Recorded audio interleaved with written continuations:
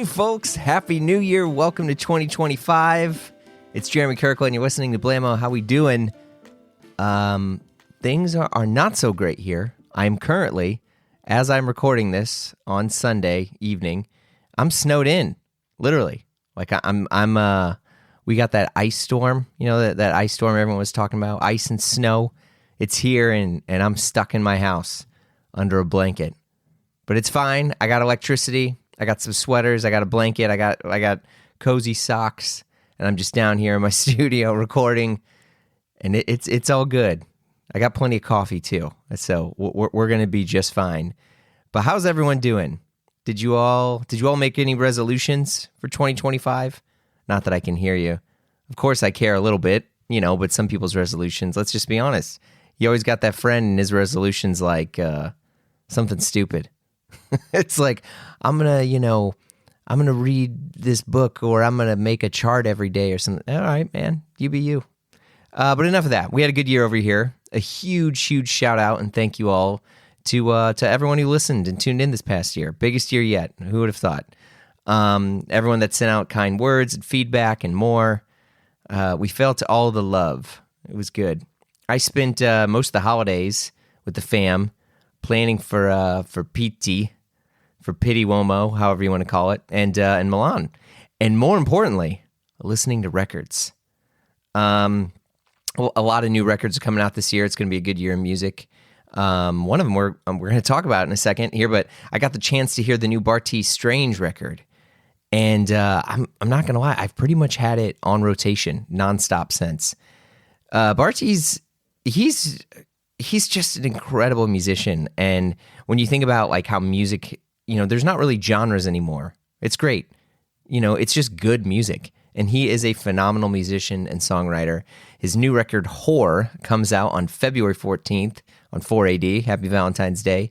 But Bartees and I discuss recording his new album, entering the Fit Pic era. Dude's got some incredible style and fits. His favorite designers, we talk cityboy style, that classic Akio Hasegawa Japanese style, church music, horror films, and more. It's all in there. Happy New Year. Bartees Strange on the pod. Here we go.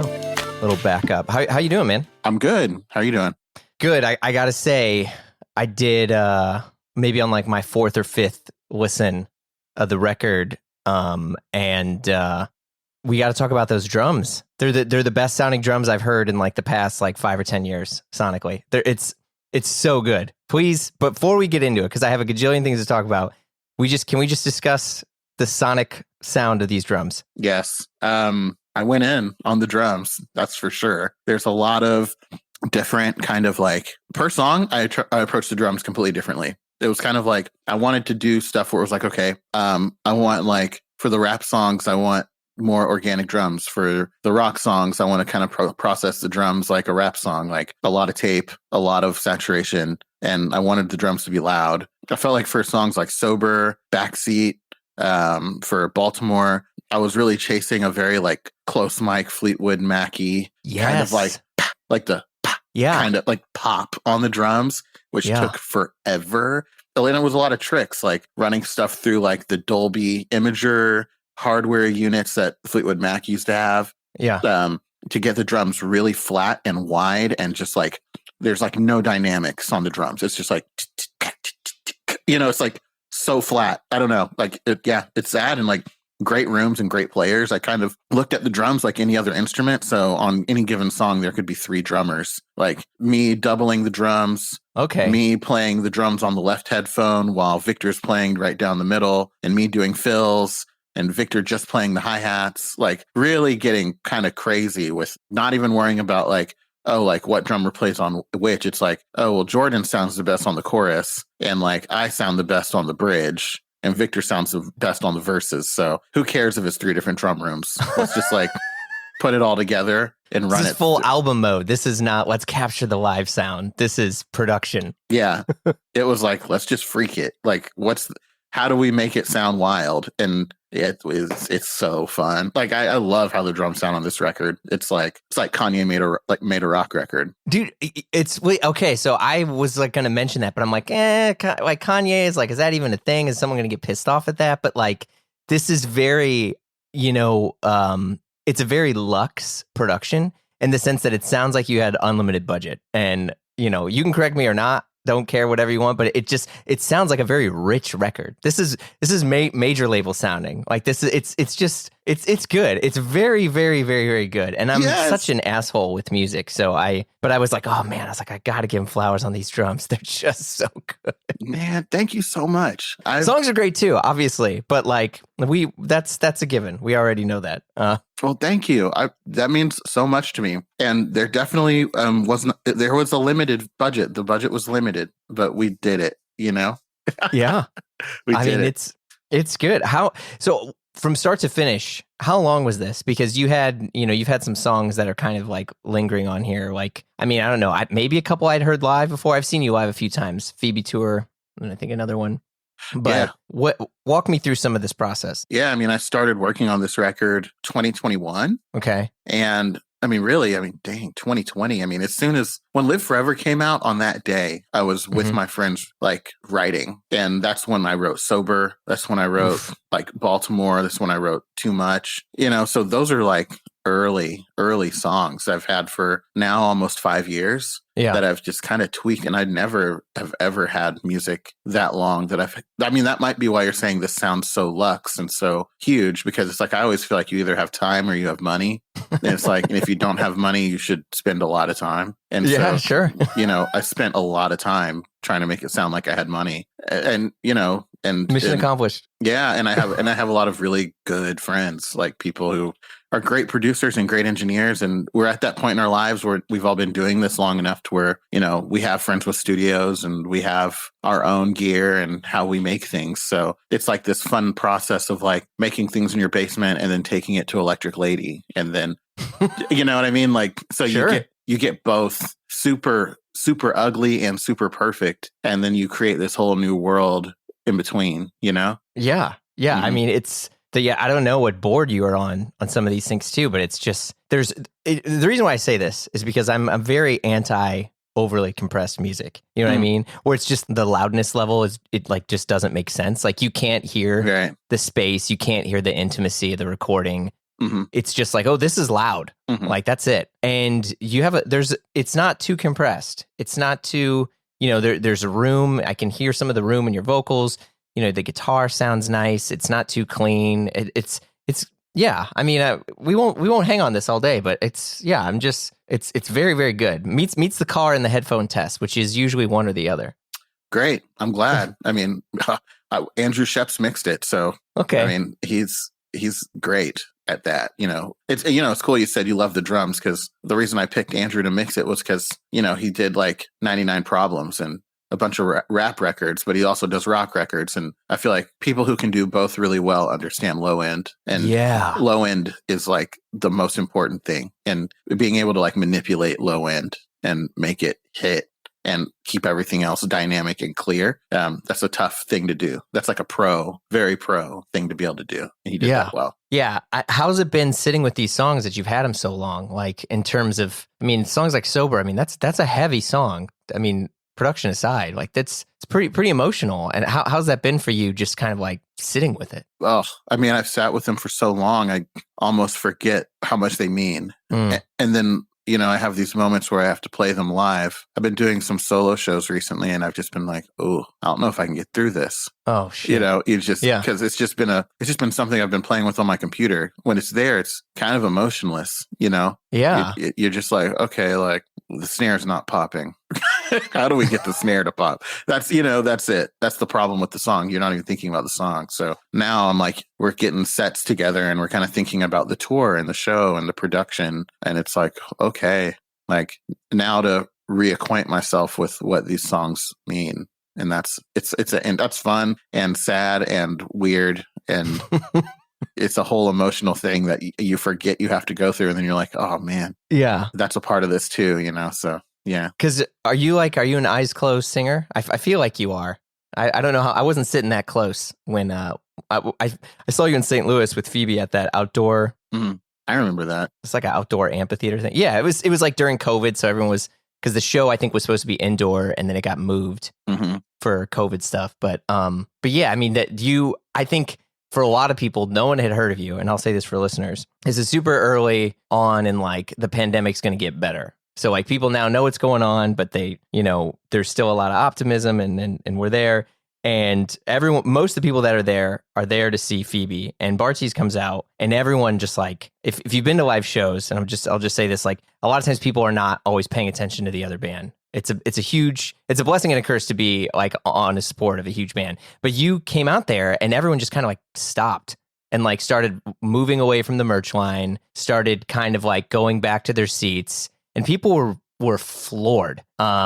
Is an excellent show, and like seeing how your live show has just skyrocketed since. I think it's tough to be on pitch all the time on the road. I mean, I'm pretty intense on the road with singing. Yeah, I try to be on pitch all the time. No, you're fantastic. I was like, God, he's good. Thank you. No, I mean, I think one of the things about me, my mom is a classically trained singer, and I grew up with a lot of the rigor of this is how you protect your voice on the road. Do not drink alcohol. Do not smoke. Do not stay up late. Always sleep. Avoid dairy. Yes. Don't drink milk. It's good. I'm lactose intolerant, so that takes care of itself. Don't drink coffee. Drink tea. Whoa! Don't drink coffee. Yeah, I'm kind of like the healthiest I ever am is when I'm touring. It's crazy. Yeah. When I'm at home, I'm like indulging, but on the road, I'm a Spartan. Just like it's intense, but it served me well. Like I can, I want to do this for as long as I can. And I know I have friends that get polyps and have to get surgeries and all that stuff, and I'm like, no, I'm not. I don't want that. So yeah. I had to do a video not that long ago for like this. Basically, I was like talking on camera for a while and I'd lost my voice. And they were like, hey, you can go see this doctor. And he works with like a lot of singers and stuff. And he had offered me this steroid. And he was like, hey, I can give this to you, but you're going to be like really pissed. He's like, for a few days. He's like, so if you want it, it's cool. He's like, but you don't want, he's like, you're just going to have to find ways to bring down your ego or whatever you need to do. He's like, because this will fix your voice, but you're just going to turn into like angry man. Have you ever had to deal with steroid stuff ever? No, I've never had to do that before. Well, God bless you. Wow, that's intense. Yeah. How's I noticed you're in the Fit Pic era. I mean, I want to talk more about this. A lot of people that listen to the show, including myself, are huge nerds of fashion and clothes and the Bartees glow up and Fit Pic era. We're in some very good fits here, and I'm very curious what's going on in the mood board. Wait, the shades. I don't know if you're in Rick or Yoji or what's happening. I love Yoji. I have some, but it's a lot of Marnie. It's a lot of Willie Chavaria stuff that not Willie itself, but Willie inspired stuff. Okay. Like he is the mood board right now. I've always been like a freak for Issy. So like I love like pleated stuff. I love flowy stuff. Honestly, I hate to freaking say this, but my uniform is still like the freaking Yeezy Gap oversized stuff. Like it's like, it's like because I love like large silhouettes. I love flow. I love layers, and I love, I'm like a bigger guy. So, and I think in the past, I kind of tried to dress against that. But in the last couple of years, I've just been like, oh, let's just get bigger. Like how much space can I take up? Kind of vibe, and like a lot of Lou Dang kind of stuff. These are all head brands. Like these are all very much. You're not. Oh, I found this at Zara. No. Well, when did you first get into clothes? I've always been into clothes. I just never really had no one had put me in the right direction. It was like all through my teens and 20s, I was always like, oh man, I love like thrifting and I love having a lot of clothes and I love shoes. I love boots. I love, androgynous clothes. I love kind of expressing myself through clothing, but I didn't know the brands and I didn't know like how to get a more high fashion. There was no on-ramp. I didn't have friends that were really into it until I moved to New York when I was like 25 or 6. And you just start meeting more and more people that work in that world. Right. And we're just wearing things that I was like, oh, where'd you buy that? And they'd be like, oh, like right down here. Have you heard of like Aritzia? Literally. Mhm. Like, that was the first store I think I went to where I was like, oh, this must be where Future shops, because these pants are the same ones from March Madness video. And like, and so it's been very slow. But I feel like in the last couple years now, I'm kind of just like, I'm always on the hunt and just grabbing a piece here and a piece there, Yeah, it's interesting earlier because you talked about, like dressing for your size and figuring out what that was. Like when I was younger, I was I still wrestle with body image issues like more than anyone. And like, same. It fucks with you. And so a lot of times I would always kind of like push myself into these clothes. And we've talked about this and stuff on the show where it's like you're wearing the clothes versus the clothes wearing you or whatever. Yeah. And it was always the clothes were wearing me. Whereas like, I moved to New York in 05 or 04 and I was like obsessed with Dior. And I was like, okay, I'm going to misshapes. I'm wearing this stuff, but it was so tight. I wanted to be in the Libertines, but I wasn't. I just like all this weird stuff that was in my head. Like, but then I feel like we're kind of close to the same age, that like Tumblr became this on-ramp to anonymously understand clothes without feeling like shamed for lack of knowledge. Yeah, I feel like it kind of eliminated the awkward phase of like, I'm just wearing designer because it's designer. Like I felt like I skipped that and went straight to like, oh, I know like kind of what I'm looking for. I have a board in my mind, it's like, oh my gosh. But I feel you on like dressing like you want to be in the Libertines. I felt like everything I was wearing was like way too small. And I was just like, it fits. It's on. It's just, I looked ridiculous. Have you played Japan or been through there? No, but I really freaking want to. Okay, that's happening in 25. We'll manifest it here. But Jasmine, if you're on this, please God. I really want to. Mainly for the clothes. I have a friend that went there though, and he was like, it's hard to find stuff that fit. But he sent me some recommendations, so I'm looking forward to it. Yeah, I feel like you get into clothes and then you feel like you understand yourself and what's going on, which is a very difficult thing to do. And then you go to Japan and you're like, oh, I know nothing, but it's a cool thing. Cause like you can look at it on one way and be like upset at yourself. If you're me, preacher's kid, Midwest living, born and raised sort of thing. Oh, or you're like, wait a second, I have all this new stuff to learn. I can be excited. I can get inspired. I can see better retail. And you kind of don't think the world is going to shit when you're in Japan. That's cool. Okay. That's a great review for Japan. I know as soon as I get off the plane, I'm going to be intimidated because people dress down out there. Like, oh, no way. First off, everyone's going to love you. People be obsessed with your music. If you play like Fuji Rock or something, that'll be nuts. Mm-hmm. And then the cool thing is you'll go to these amazing clothing stores. You're going to find tons of stuff that fits. Mm-hmm. First off, 99% of the like the style out there is this style called City Boy, which was done by this guy named Akio Hasegawa, who was the style director for Popeye. And he's done a bunch of stuff, but he kind of created the oversized prep look sort of thing. So like an Oxford shirt that's like, XXXXL. Yeah. And, if you look at a lot of that stuff, so there's a gajillion different things out there. You cruise around Beams, United Arrows or whatever, but they'll freaking love you. And it's so much. I was there earlier this year and but you see the service behind all these things. And then you're going to be like, why doesn't everyone else wrap my fucking bag or present a coffee to me this way? And I'm like, why am I not, why is the whole world not just bowing to each other more, man? Like, let's get this going. Let's get this respect level going. I like that energy. That's actually fire. More bowing.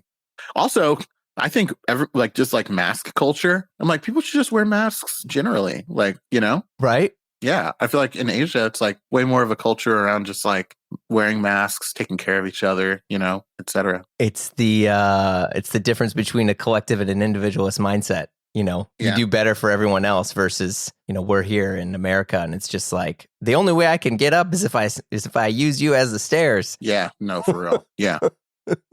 But anyway, I mean, so talk to me about, so you start to get into clothes when you're in New York, and how much did you, I mean, because the music career wasn't happening as much, right? Nah. What were you doing out there? Because this is pre-DC? Well, I moved to DC first. Okay. Worked in DC for a while, and then I moved to New York and did like almost 6 years there, and then I moved back to the DC area. Yeah. Yeah. What were you doing in New York?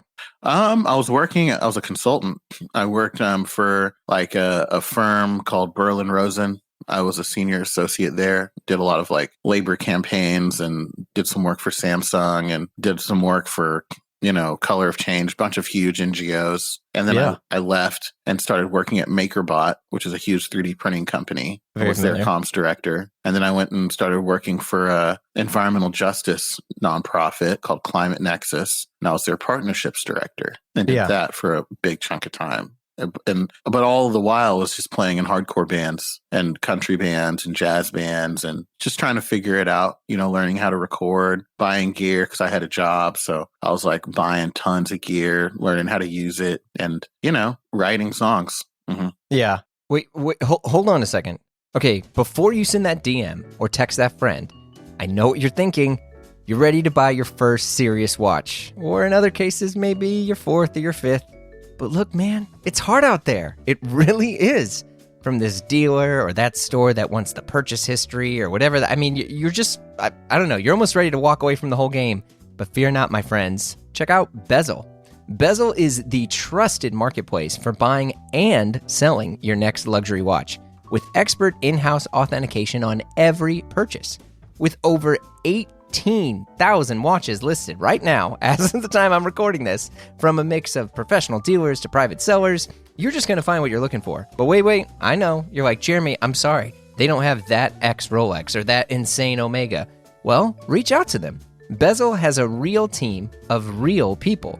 Just create an account and be connected with a private client advisor, and they will guide you through the entire process every step. Once you decide on your watch, it's overnighted to Bezel HQ, where their in-house team of experts authenticate it, and then it's on your way to you. If anything is amiss, the watch is not listed correctly, whatever it is, they'll let you know, the buyer know, and the offer to refund you or source you a new one at a similar price. That's pretty good, right? This has been part of the Bezel ethos since launch. I've even spoke to the founders about it. And now you can make an offer on a watch, buy it outright, or bid it at auction. Bezel is the highest rated watch marketplace out there. Even Trustpilot shows Bezel is 4.9 out of 5 stars with rave reviews. Okay, you're still on the fence? Dig into the Blamo feed yourself and listen to my chat with the Bezel co-founders and, well, see for yourself. But you got this. I believe in you. Visit getbezel.com and buy and sell your next luxury watch. That's getbezel.com. Getbezel.com. Did you come from a musical family? Yeah, my mom's pretty musical. She's a singer. Yeah, that's what you're saying. Yeah, but my brother and sister are very talented artists generally. And then, my mom's extended family, like her grandfather is a really talented singer, sang all over like the South, church singer kind of vibe. My mom came up through that too. I also did that. A lot of singing in church, playing in church. That's how I learned how to play. Same. My dad was a preacher for a long time. And yeah, I think it's interesting. There's a certain kindness you learn around, and I'm not even just trying to speak spiritual or any of that stuff. I don't know where your faith is. It's, I'm not trying to get into that, but like, I feel like it's easier to learn and be in that environment because it's like most of the people there are amateur. Yeah. But everyone kind of gets to practice and work hard. I don't know. I feel like it's there's a good feeling there, like doing church band stuff. Yeah. I felt like the bands I were in, like the churches I played in, it was like, the musicians were actually really, really good. And I was, it was a bunch of older black guys who just been playing drums and guitar and for a long time, so yeah, I was like watching some freak shit happen and just trying to keep up. And Oklahoma, where I grew up, it's a lot of great country players, a lot of great gospel players. And the first music I started learning was country music and like chicken picking and clawhammer stuff and, Hank and like Loretta Lynn songs and like, you know, just like old country songs and old time religion church songs, and then like gospel music. And, you know, that was, and then I was like hardcore band. You know, like I was like, oh, I want to make this other thing. So, but yeah, you know, church was definitely how I got into. That's when I learned the power of music. I remember being like, oh wow, I don't know if it's God or music. Like, what makes people act this way? I think it's the band. I don't know if it's God. And then I remember going to a show. It was Norma Jean. I don't know if you remember Norma Jean. Oh yeah. Yeah, Norma Jean was playing. They played in my church like gym. And my mom let me go because it was a church thing, you know? She didn't know it was like Norma Jean. And like I remember being like, yo, this feels just like Sunday. Like this is the spirit, I think, is the music, you know? And I just had more and more experiences like that. And I was like, I think God is just music, man. You know, like that's what I'm getting from this. And I was like, and I know how to make it.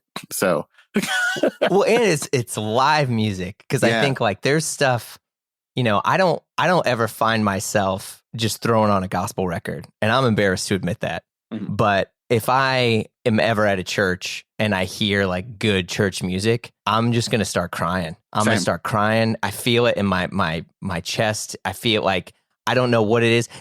I literally debate this all the time, because I'm like, oh, am I a Christian? Am I not? I don't like God. I don't like Christians. I like God. I don't like this. You know, but in a weird way, music, I'm like, well, but I still feel this way. I still feel this way when I hear good music. You know, I cry listening to the Beatles. I cried the other night watching White Christmas when Bing Crosby sings it. Tell everybody to come. Like, it's just, I cry listening to your music. Oh. Like, there's heavy shit in there, and it's this level of emotion, and you just want to connect with someone. And I don't know if that always happens just verbally. You know, it's how I learned to connect with people was through music. And you said something about like how playing in church, it creates space for this kindness. Yeah. You know, I think another thing it helps you feel comfortable with having a gift to share, you know, and understanding like I have something not everyone has. And I do have some responsibility because I have that thing. I have a responsibility to share it and help people connect with others. That's like a gift and a burden I have that's been given to me from something, you know? Sure. And so a lot of people, I think, would kind of have a feeling of like, you know, just because you have it, it doesn't mean you have to share it. But I feel like in church, you kind of get this other way where it's like, no, because you have it, it's your duty to share it, you know? And I think that's a big part of my ministry. You know? Well, there we go. Okay. All right. You know, I'm following. Yeah. You know, it's like every time I play a show, whether it's 10 people or 5,000 people or more, I'm like, yo, like, I know I'm supposed to be here because I have this gift.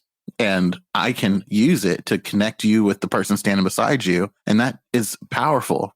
And when you know you have it and you get good at wielding it, then you can, it makes you feel like you're doing something good, like in the world, you know? And I love that. And I feel like church is a big part of that thought process for me. When did you become okay with the fact that you felt good about sharing your gift? Because also, if you grew up in the church as a person who did, sometimes there's this, and I literally talked about this the other day with my counselor, where it's like, I have a bit of shame that's always following me around. And whenever so I'm scared to like say good job to myself, dead serious. So like if I do a good job, I'm like, well, remember you fucking piece of shit. There's tons of people in the world and they don't have clean water. They don't have any of this. So you compartmentalize all those things, and you go back and you shame yourself. You are not good. You are less than.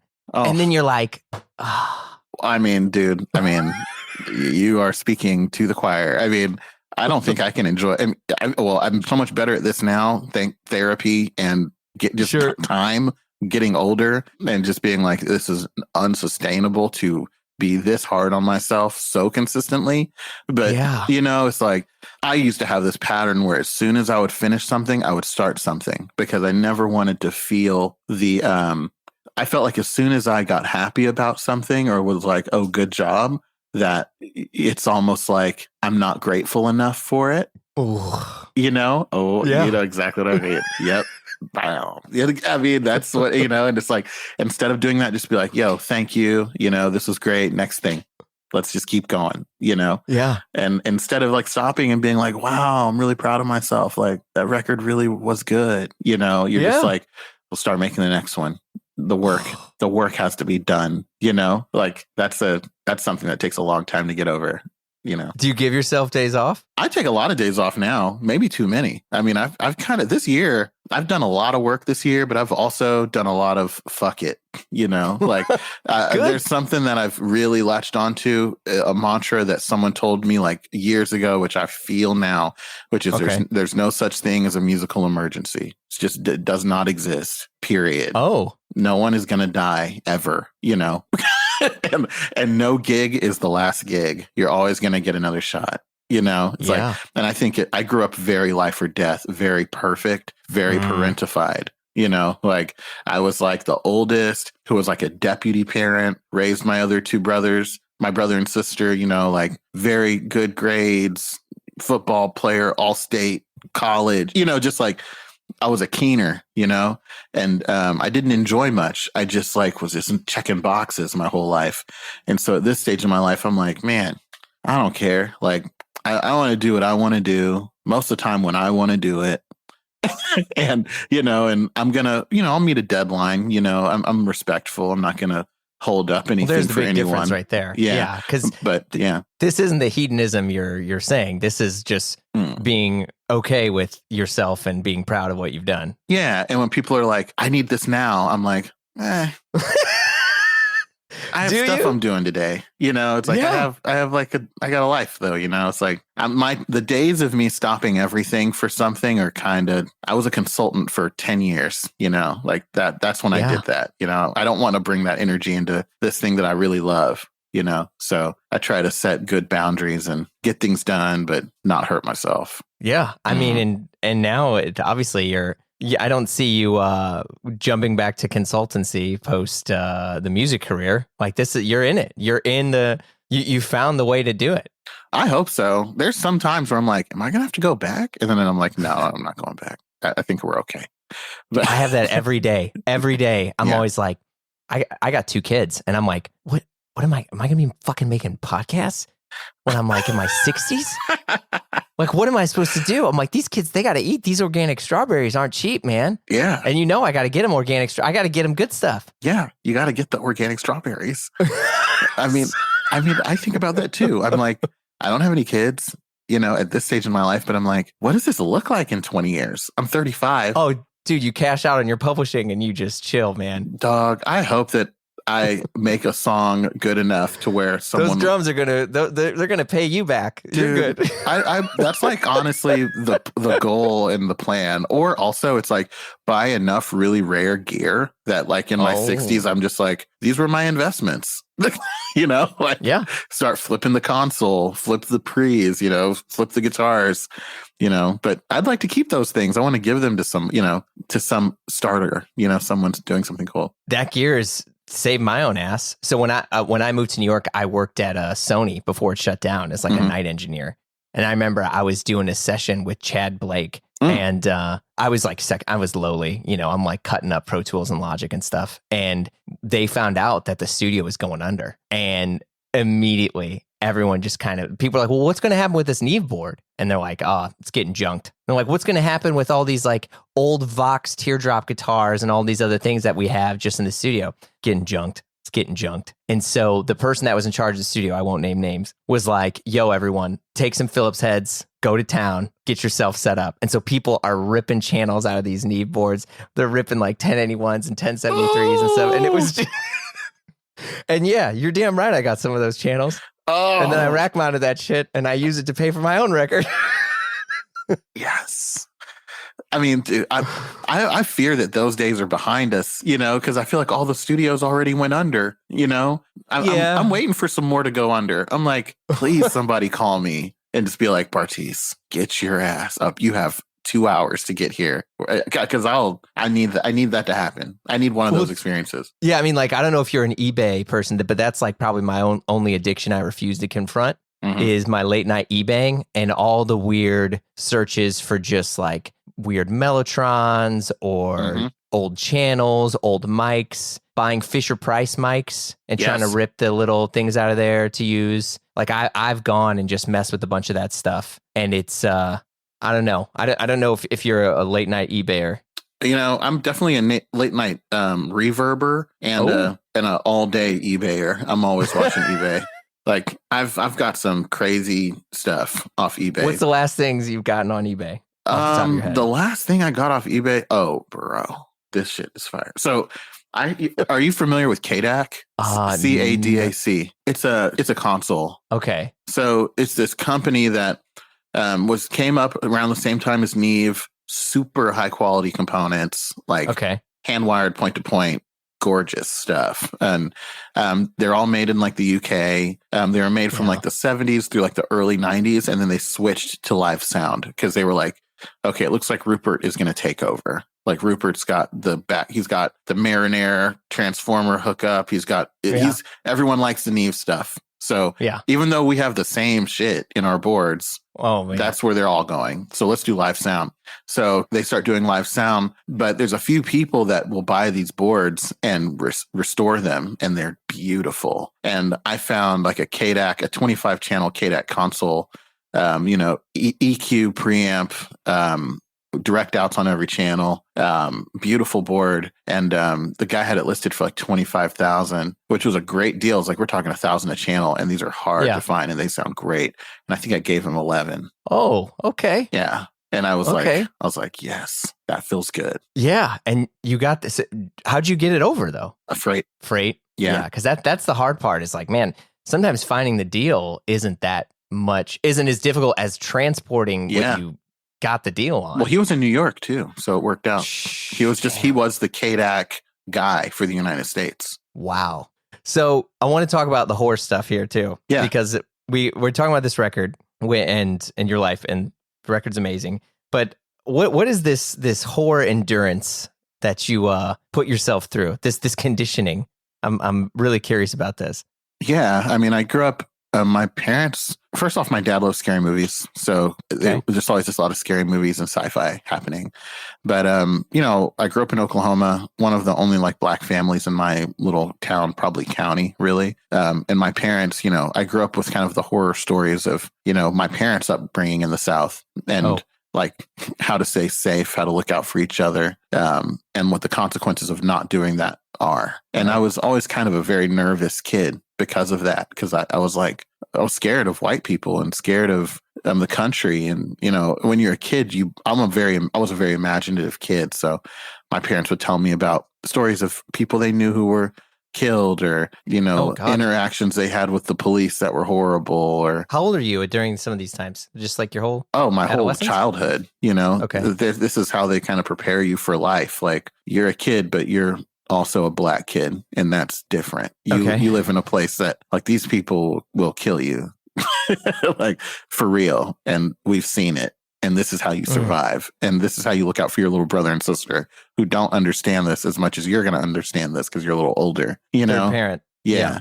And so that was kind of how it was. And I kind of was like, I'm so scared all the time. I started watching scary movies so I could I knew it wouldn't make me not afraid, but at least when I was afraid, I would still be able to function, And so that was why I started watching scary movies all the time. And I remember when I first started, it was so hard for me to because I hated it. But then after a while, I kind of just fell in love with it. And now I still watch horror. I watch horror movies all the time, multiple times a week. So you got a Shudder account here, or you just Shudder, Screambox, Tubi, Movie, all of them. Yeah. I love it. Mm-hmm. Yeah, I know you're a big Ari Aster guy. Huge Ari Aster guy. I think he's brilliant. Yeah. Yeah. What are some of your top horror movies? I'm sure you've probably answered this a gajillion times. Oof. I mean, there's just so freaking many, I just answered this question and I named a few and I was like, those aren't even my favorites, maybe. Those are just ones that I just love, I just love so many. Well, I mean, that's one and the same, right? Favorite and you love it. I mean, yeah, it could be there. I say this every time, The Hereditary. I think it's one of the best horror movies that have come out in the genre ever. I put it up there. It's a top 15 for sure. I'm too scared to watch it. My wife watched it and then told me everything that happened so I could feel like I could communicate in conversations. But I'm too scared. I won't lie to you, man. I'm scared. It's a fucking movie. Oh, yeah. Such a good movie. I know every scene. I know all the things, which it makes it even worse, right? Like what a way to just like, voyeur art. Yeah, I know. But I love that movie. Another great horror. I mean, Halloween is probably my favorite franchise. Okay. Funny Games is one of my favorite all-time movies. I'm not sure if you're familiar with that one. It's like a German horror where it's like, I think it's set in the 80s. There's a family that's kind of vacationing, and then there's a knock at the door by these two nice looking young men who want to borrow, I think it's some sugar and milk. But these two young men end up terrorizing this family over the course of the movie. And you're like, why are they doing this? And there's no answer to why. It's just an extremely random act of violence by these two high school age kids that just want to go crazy for whatever reason. You never really learn. Love that movie. Goodness gracious. The movie Martyrs, French body horror movie, one of the best body horrors ever made. I would say Ichi the Killer, one of my favorite slashers, Japanese slasher, or maybe it's Korean slasher. Beautiful movie. Yeah. I just watched a great zombie movie called Mads. I think it's set in Norway. Incredible. Anything Norse is going to freak me out. Oh my God. Someone puts a rune on the screen and I start running. Oh, it's so good.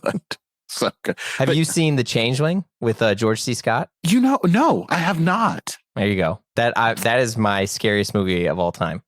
Okay. You're like the fourth person that has asked me if I've seen this movie. Really? Yeah. They're like, have you seen it? And I'm like, no. I have not. It fucks with you in ways that, like, I mean, I'll just like, this is not any spoilers, but just noises, repetitive noises that are everyday sounds. It's going to mess with you. And it's probably more, people would now say it's a thriller versus a horror movie. There's very little gore, but it's just, you just have to experience it. There's just a lot of, and it's not jump scares. It's just like, I never thought of it like that. Okay. What if? Yeah. Canadian supernatural horror. Let's rock. All right. And another movie called The Plumber. Oh, which is that movie's fucked. I'm trying to think. The dude that directed The Plumber. Yeah, no, I know it. Peter Weir. Yes. Yeah, yes. Yeah. No, this movie's great. Yeah, that was a Criterion thing that was like, Criterion recommends. I'm like, what do you guys know? And then I was like, oh shit, okay. I was like, okay, you know everything. Yeah, no, that shit that's a bop, 100%. Australian movie, right? It is. It is an Australian movie. The Australian horror movies are kind of fucked up. Like I watched Snowtown recently. Okay. Oh God, like wretched. Like I was like, oh, the Australians are different than us. Like they're all different things scare them. I think that's what my favorite thing is about horror movies is it's like such a window into the society of other cultures. Like that's very because everyone's scared of different things. I think that's why Get Out is such an American perfect canon of a movie, because it speaks to like the soul of what makes America America. Really, it's the institution of slavery. Oh boy. And that this entire country was built on people and the implications of that and how it ripples through time and how we ignore it. That's what makes America America more than anything. It's the lie. Yeah. And that's like and a nice pool of money to just kind of coast down the river of greed and sin. Yes. And Jordan Peele spoke so to that with that movie. It's just like, or it's like Parasite, the Korean horror film. Parasite, it speaks incredible. So directly to like the core Korean, like things about Korean culture. Exactly. Where it's just like, you live in the basement of this rich person's house and I'm going to pick you apart, just like how the culture picks people apart. It's like, it's beautiful. I love horror movies. Fucking love it. I wish that the Oscars would just like recognize, like, I feel like sometimes a great horror movie comes out and it's never taken as seriously as like a big drama or a big thriller. But I'm like, this is like where people can actually make art, like real interesting things, like really put an interesting idea on the table, It's true. I think Get Out might have gotten some love here and there, but yeah, you're right. I think most horror movies are just kind of, I don't know. They're just kind of forgotten about, or it might make 100x the amount of money. You remember when Blair Witch came out and that was like the greatest thing in the world and everyone was just like, how incredible, and these people made it without a studio. And, Yeah. That's just That might have been like the Green Project or whatever it was that Ben Affleck and Matt Dillon were doing. Yeah, what it was called. I mean, and that movie is. I've recently rewatched it, and I was like, I can't believe this scared me. I don't think it's scary at all. Oh no. Yeah. Well, cool. Well, thank you. Thanks for having me. This was fun. Yeah, my pleasure. It was great chatting with you, man. I'll talk to you soon. You've been listening to Blamo. Our show is produced by Blamo Media. We're edited by Amar Lowell, and our theme music, as always, by the mysterious Breakmaster Cylinder. If you like what you heard, you know the drill. Share the pod with a friend. Leave a review on Apple Podcasts. Give us 5 stars or thumbs up on whatever other thing you're listening to us on, whether it's Dingledorp or Bing Bong, whatever it's called. But you can also follow us on Instagram for all the hot content. If you want to talk to us and give us your hot take, we'd love to hear from you. You can send us an email at info@blamopod.com. Last but not least, super ultra important. If I had a air horn, I would press it right now. You got to come and join us over on Patreon, because the fun never stops over there. Look, the live show, the free show, whatever you want to call this, we take breaks here and there, but Patreon, it never stops. And we also got exclusive shows like Die Workwear, hosted by Derek Guy and Peter Zotolo, and the Triple J Show, hosted by yours truly with John Moy and Gene DeLeon. There's just a ton of stuff over there. So check it out at patreon.com/Blamo. If not, no worries. We got hundreds and hundreds of free episodes in the feed, and more to come. So we will see you all soon.